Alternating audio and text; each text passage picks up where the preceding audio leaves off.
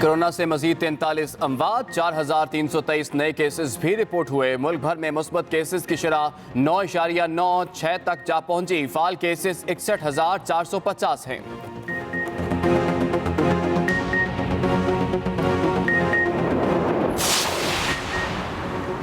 ملک بھر میں اسکول کھلے رہیں گے یا نہیں، فیصلہ کل NCOC کے اجلاس میں ہوگا۔ سندھ میں 8ویں جماعت تک فزیکل کلاسز کل سے اگلے 15 روز کے لیے معطل رہیں گی۔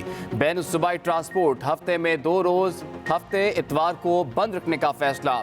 فیصلے کا اطلاق 10 اپریل سے 25 اپریل تک ہوگا۔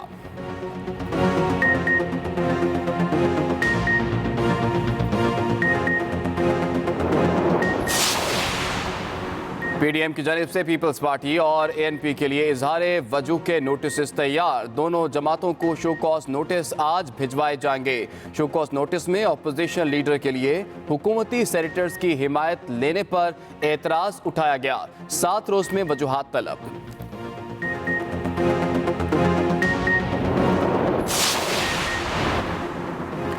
اپوزیشن کی تحریک دم توڑ چکی ہے۔ حکومت مہنگائی پر قابو پانے کے لیے کام کر رہی ہے۔ وزیر اعظم مہنگائی ختم کر کے ہی دم لیں گے۔ وزیر داخلہ شیخ رشید کی مارننگ شو ایکسپریسو میں گفتگو، کہا جج پر دہشت گرد حملہ کرنے والے ملزمان کو جلد گرفتار کر لیں گے۔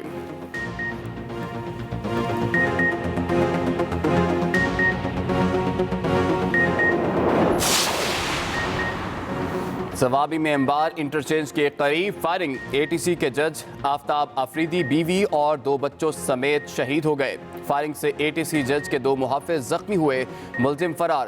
حملے کی FIR درج، 6 افراد نامزد۔ وزیر اعظم کی مذمت۔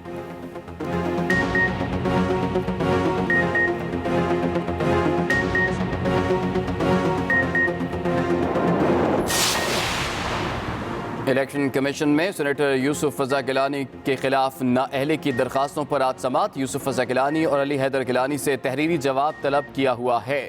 دوسری طرف 18 سیاسی جماعتوں کے خلاف PTI کی درخواست پر مالی گوشواروں سے متعلق سماعت بھی آج ہوگی۔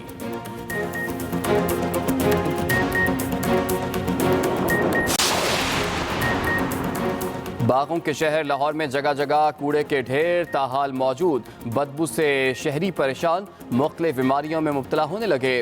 ویسٹ مینجمنٹ کمپنی میں مشینری کا بھی فقدان، ضلعی انتظامیہ کے شہر کو گندگی سے پاک کرنے کے دعوے۔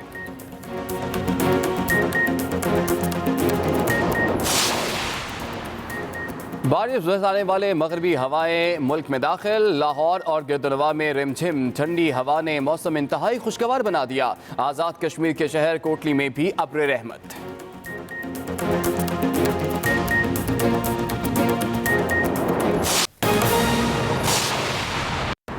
السلام علیکم، ایکسپریس نیوز کے ساتھ میں ہوں عمران ثناءاللہ۔ ہیڈ لائنز آپ نے ملاحظہ کی، فی الحال کے لیے اتنا ہی۔ ہر وقت باخبر رہنے کے لیے آپ وزٹ کر سکتے ہیں ہماری ویب سائٹ express.pk۔ اس کے علاوہ آپ ہمیں فیس بک اور ٹویٹر پر بھی فالو کر سکتے ہیں۔ تو دیکھتے رہیے ایکسپریس نیوز اور رکھیے ہر خبر پر نظر۔ Welcome back to Expresso. Program کے دوسرے حصے میں آپ کو ویلکم کرتا ہے۔ پروگرام میں آگے بڑھیں گے اور آپ سب کا فیوریٹ سیگمنٹ دیکھیں گے، نکلے تیری تلاش میں، جہاں مستنصر حسین طاہر صاحب سے بات کریں گے ان کی کتاب فراموش ناقابل فراموش پر۔ تو آئیے دیکھتے ہیں۔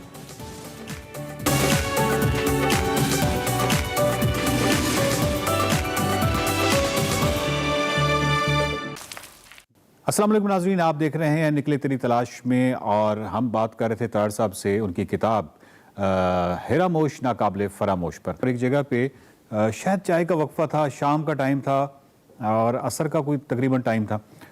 وہاں پہ ہم نیم بے ہوش پڑے ہوئے تھے سارے، اور ہمیں بتایا گیا کہ ابھی 2 گھنٹے کی ٹریکنگ اور باقی ہے، جس پہ ہماری دوسری نائٹ سٹے جو ہے وہ کیمپنگ سائٹ جو ہے وہ آئے گی۔ اس میں آپ کو یاد ہے کہ شاید زیدی صاحب نے کچھ جملہ ایک خاص کہا تھا، یہاں پہ تو نہیں کہا جا سکتا، ایون وہ جملہ اس طرح کا تھا کہ آپ کتاب میں بھی شاید نہیں لکھ سکتے۔ تو وہ جملہ مطلب ایک جسٹ میں آپ کو ایک آئیڈیا دینا چاہتا ہوں کہ وہ ایک ایسا جملہ تھا جس کے بعد فیصلہ کیا گیا تھا، آپ ہی نے فیصلہ کیا تھا کہ کیمپنگ سائٹ جو ہے یعنی نائٹ سٹے یہیں پہ ہوگا اور یہیں پہ کیمپنگ کی جائے گی، شاید زیدی صاحب کے اس رد عمل کی وجہ سے۔ وہ رد عمل اور وہ جگہ آپ کو یاد ہے؟ بالکل، وہ مقام جہاں تھا وہاں پہ ہمارا بھی یہی خیال تھا کہ یہاں پہ ہم کیمپ کریں گے۔ جی، اور سارے آ کے وہ ڈھیر ہوتے گئے، آپ کو پتا ہے، باقاعدہ. اور آخر میں آئے گجر صاحب اور شاہد زیدی بھی آئے. تو جب ان کو بتایا گیا، میں تو ولنگ تھا کہ ٹھیک ہے، میں آہستہ آہستہ آہستہ، کیونکہ کہہ رہے ہیں کہ یہ پراپر کیمپنگ سائٹ نہیں ہے، فیلڈ ہیں اور کسی نہ کسی سے اجازت لینی پڑے گی. وہ انہوں نے کہا کہ جنگلوں میں وہ ہے اور ساتھ وہ دریا بہتا ہے اور سامنے حراموش ہے، تو وہاں پہ رات کریں گے. تو میں کسی حد تک مائل تھا کہ ٹھیک ہے، گھسکتا ہوا پہنچ جاؤں گا. لیکن جب شاہد زیدی صاحب تشریف لائے اور ان کو بتایا گیا کہ ابھی ہم نے 2 گھنٹے اور چلنا ہے، تو انہوں نے، ہم جتنے بھی ٹریکر تھے ان کے خاندانوں کے بارے میں بہت ہی برے برے لفظ کہے، اور ٹپیکل لاہوری جو انداز کلام اختیار کیا. ہم اتنے نستعلیق بزرگ سے اس قسم کا کلام سن کر سناٹے میں آ گئے اور ہم نے دہشت کے مارے اقرار کر لیا کہ جی ٹھیک ہے، ہم یہی رات کر لیتے. اس سے آگے ہم گئے ہیں تو ایک چیز جس کو دیکھ کے آپ کو بہت افسوس ہو رہا تھا، مجھے بہت افسوس ہو رہا تھا، اور ہم نے اس پہ بہت زیادہ آوازیں بھی اٹھائیں. ہیراموش کی جو ٹی وی سیریز تھی اس میں بھی آوازیں اٹھائیں، اور ہر جگہ پہ ہم یہ آواز اٹھاتے رہے کہ یہ درخت کٹنے کا عمل ہے، یہ جو ہمارے مطلب یونیکنس جو پوری پاکستان کی، وہ جو جنگلات ہیں، جو اتنے ہائٹ پہ پائن ٹریز ہیں، یہ تمام جو چیزیں ہیں یہ اتنی ریئر ہیں پوری دنیا میں. لیکن جس بے دردی سے جنگلوں کو کاٹا جا رہا تھا، جو درختوں کی لاشیں، یا اس حوالے سے آپ نے اپنی کتاب میں بھی ذکر کیا ہے، افسوسناک بات یہ ہے کہ ابھی تک وہ ایسے ہی ہے. مطلب آواز اٹھانے سے ہمارا کیا ہوتا ہے؟ کچھ بھی نہیں ہوتا. یہ یقیناً ایک افسوسناک بات ہے. میں اب کتنی بار یہ ریپیٹ کروں کہ ہمارے بس میں کچھ نہیں ہے، ہمارے اختیار میں کچھ نہیں ہے. ہم پن پوائنٹ کر سکتے ہیں، نوحہ کر سکتے ہیں، اس کی یاد میں آنسو بہا سکتے ہیں، پیری میڈو کے جنگل کی یاد میں آنسو بہا سکتے ہیں. داسو کے اوپر جنگل ایک ہوا کرتا تھا، اس کے حراموش کا جنگل آپ نے دیکھا کہ جس طرح مجھے لگتا تھا کہ درختوں کی لاشیں، جی، اور ان کا یہ کہنا تھا کہ جی نہیں، یہ اجازت سے کاٹے جاتے ہیں. بعد میں تحقیق ہوئی کہ اجازت وغیرہ 10 درختوں کی ہو تو وہ 200 کاٹ لیتے ہیں، اور دیر از نو بڈی to look after it.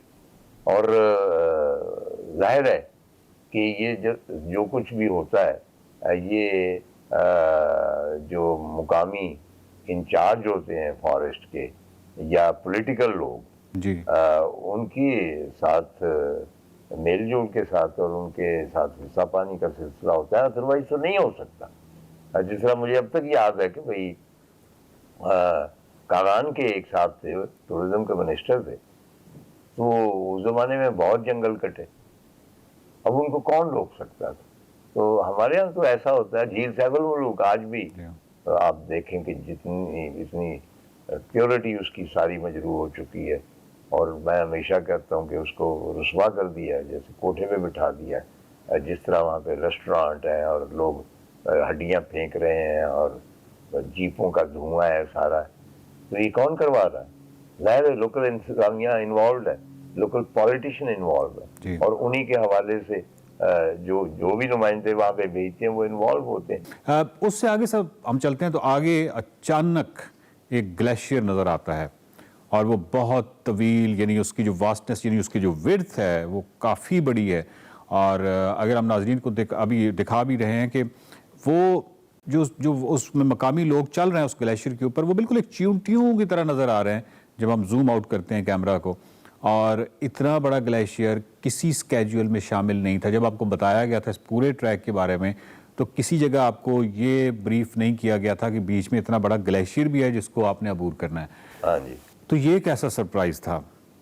Actually جب مجھے کہا گیا تو مجھے یہ کہا گیا کہ سر آپ روزانہ 3-4 کلومیٹر تو چلتے ہی ہیں مارٹن پاس میں.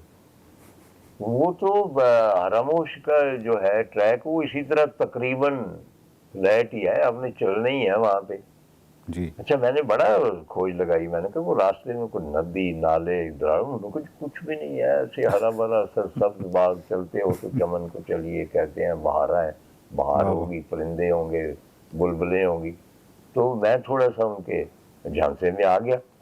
تو میں نے کہا کہ اور کوئی چیز نہیں. چنانچہ میں اس مائنڈ سیٹ کے ساتھ گیا.